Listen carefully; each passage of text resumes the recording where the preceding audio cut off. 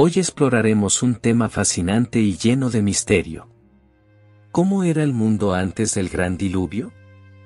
¿Te has preguntado alguna vez cómo vivían las personas antes de esa catástrofe que cambió el rumbo de la humanidad? ¿Cómo era el clima, la geografía, la cultura, la religión, la tecnología, la moral y la espiritualidad de aquellos que habitaban la tierra antes de que Dios enviara el diluvio para limpiar el mundo de la maldad? Primero, debemos saber que el mundo antes del diluvio era muy distinto al nuestro. Por ejemplo, la esperanza de vida de las personas era increíblemente larga. ¿Sabías que la gente vivía muchos más años antes del diluvio que después? Así es, la Biblia nos cuenta que los patriarcas que vivieron antes del diluvio alcanzaban edades impensables para estos tiempos e incluso vivían casi 1000 años. Por ejemplo, Adán, el primer hombre, vivió 930 años.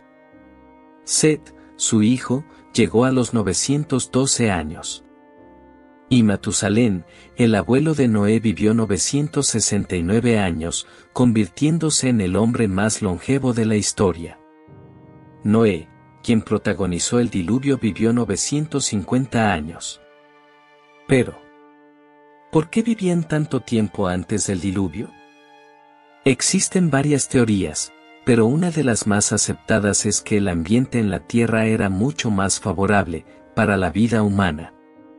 Se cree que una capa de vapor de agua rodeaba el planeta, protegiéndolo de la radiación solar y creando un clima templado y húmedo. Esta capa se rompió durante la inundación, provocando las lluvias torrenciales que cubrieron la Tierra. Después del diluvio, el clima cambió drásticamente, volviéndose más frío y seco, y la radiación solar comenzó a afectar la salud de las personas, acortando la esperanza de vida de los habitantes de la Tierra. Otro aspecto que distinguía el mundo antes del diluvio era la cercanía entre lo divino y lo humano.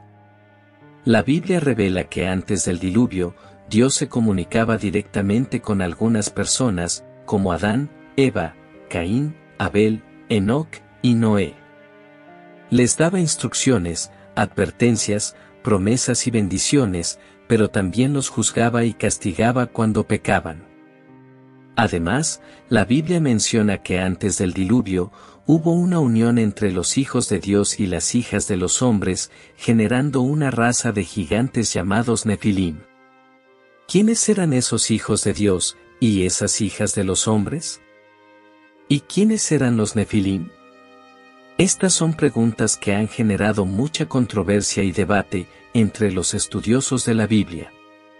Sin embargo, una de las interpretaciones más comunes es que los hijos de Dios eran ángeles caídos que se rebelaron contra Dios y descendieron a la tierra para tener relaciones con mujeres humanas, las hijas de los hombres.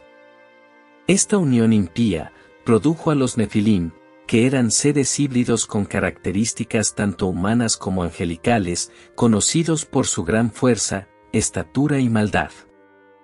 Estos seres habrían sido responsables de mucha violencia y corrupción en la tierra, lo que provocó la ira de Dios y su juicio sobre la humanidad.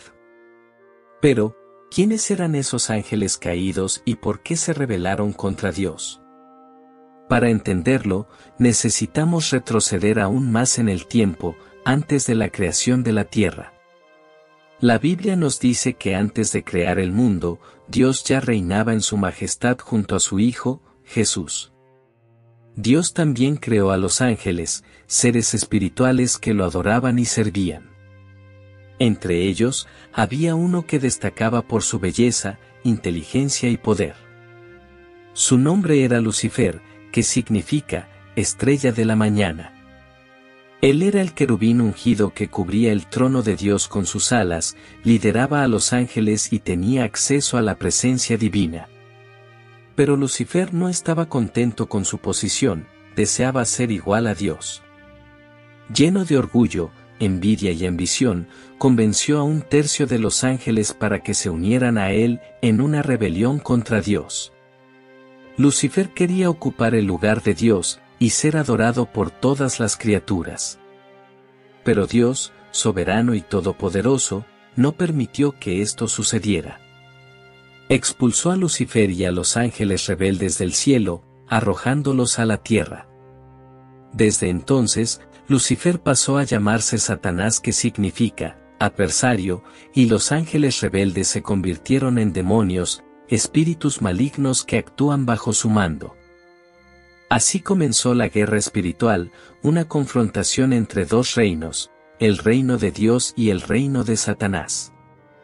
Cuando Dios creó la tierra y puso en ella al hombre y a la mujer, hechos a su imagen y semejanza de Dios, Satanás vio esto como una oportunidad para vengarse de Dios y destruir su obra.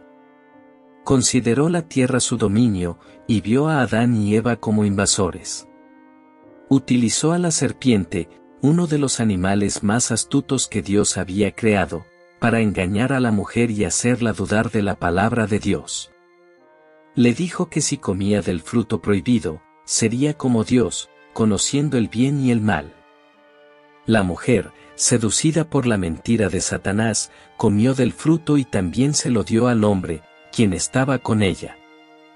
Ambos desobedecieron a Dios y pecaron, perdiendo así la comunión con Él y su inocencia original. También perdieron la autoridad que tenían sobre la tierra, entregando a Satanás, quien se convirtió en el príncipe de este mundo. El arca, ese gran barco que Dios mandó construir, no era un simple barco. Fue diseñado para soportar las poderosas aguas del diluvio que estaban por venir. Sus dimensiones eran enormes, 300 codos de largo, 50 de ancho y 30 de alto. Un codo, en ese entonces, equivalía a la distancia desde el codo hasta la punta del dedo, unos 45 centímetros. Eso nos da una idea de su gran tamaño, que aproximadamente medía 137 metros de largo, 23 metros de ancho y 14 metros de alto. El arca tenía 3 pisos, con diferentes compartimientos en su interior y una única ventana en la parte superior. También tenía una puerta lateral, pero solo Dios podía abrirla o cerrarla. Estaba construida con madera de gofer, una madera resistente e impermeable, y toda la estructura fue recubierta con brea, tanto por dentro como por fuera, para asegurarse de que no entrara ni una gota de agua. Este barco tenía la capacidad de albergar a unos 40.000 animales de diversas especies, además de la comida y el agua necesaria para todos ellos, y para la familia de Noé. Era una verdadera obra maestra de la ingeniería, un símbolo de la misericordia y protección de Dios. Noé dedicó cerca de 120 años a construir el arca, siguiendo al pie de la letra las instrucciones de Dios. Durante todo ese tiempo, Noé no solo trabajaba en la construcción, sino que también advertía a la gente de lo que estaba por venir. Les hablaba del diluvio y los llamaba al arrepentimiento, pero nadie lo escuchó. La gente seguía con sus vidas como si nada malo fuera a pasar, se burlaban de Noé, lo tachaban de loco y fanático. No creían que Dios fuera a juzgar al mundo de esa manera, ya que nunca antes había llovido sobre la tierra. Lo que no sabían, era que se abrirían las fuentes del gran abismo, y que los cielos se desbordarían, cubriendo todo con agua. No se imaginaban que el día del Señor llegaría como un ladrón en la noche, tomándolos por sorpresa. No entendían que la única esperanza de salvación era entrar en el arca, y hacerlo por fe. Finalmente, llegó el día en que Dios le dijo a Noé: entra en el arca tú y toda tu familia, porque he visto que eres justo en esta generación. Dios le ordenó llevar consigo 7 pares de cada animal limpio, es decir, aquellos considerados puros para el sacrificio, y un par de los animales impuros. También le pidió llevar 7 pares de cada tipo de ave, para preservar sus especies sobre la tierra. Y entonces, Dios le advirtió que en 7 días haría llover sobre la tierra, durante 40 días y 40 noches, eliminando de la faz de la tierra a todos los seres vivientes. Noé obedeció y entró en el arca con su familia y todos los animales que Dios le había indicado. Noé tenía 600 años, cuando las aguas del diluvio empezaron a caer.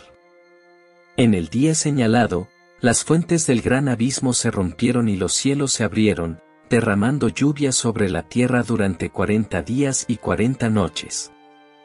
El agua cubrió todo, incluso las montañas más altas. Todos los seres vivientes perecieron, aves, ganado, animales salvajes, reptiles, y por supuesto, la humanidad.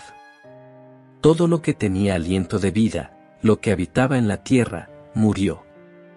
Así, Dios eliminó a toda criatura viviente de la faz de la tierra, excepto a Noé y a los que estaban con él en el arca. El arca flotó sobre las aguas durante 150 días. Noé y los suyos estuvieron aislados del mundo, mientras las aguas cubrían la tierra. Pero Dios no se olvidó de ellos. Envió un viento sobre la tierra, y las aguas empezaron a bajar. Las fuentes del abismo se cerraron, y también las ventanas de los cielos, la lluvia cesó. Las aguas retrocedieron, y después de 150 días, el arca finalmente descansó en los montes de Ararat.